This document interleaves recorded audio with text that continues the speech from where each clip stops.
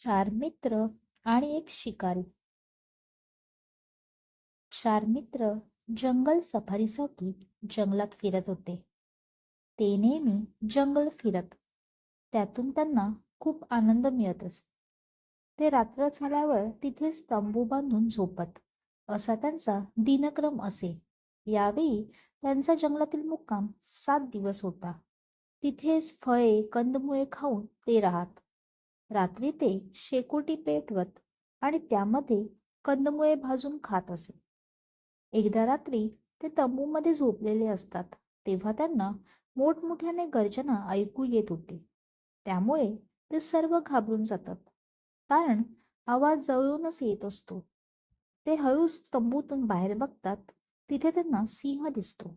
ते लगेच तंबूतून बाहेर पडतात. सिंह थोडा लांब असतो, त्याचे लक्ष नसते.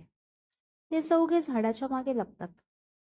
अचानक एका मित्राचा पाय घसरून तो पडतो. त्या आवाजाने सिंह त्या दिशेने बघतो. तो एका मित्राला बघतो आणि त्याच्या अंगावर उडी मारतो.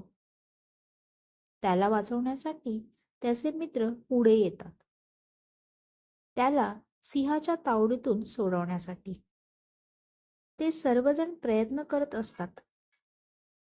सर्व मित्र खूप जखमी होतात, पण त्यांना यश मिळत नव्हते.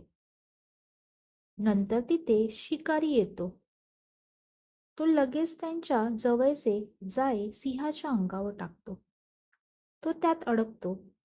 त्यामुळे त्या माणसाची सुटका होते. सर्व मित्र शिकाऱ्याचे आभार मानतात आणि त्या जखमी मित्राला घेऊन निघून जातात. त्या शिकाऱ्याच्या हुशारीने त्या चार मित्राचे प्राण वाचते.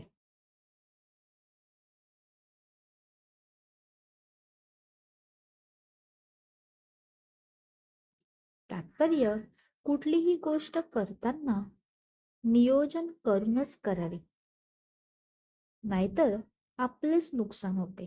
Thank you.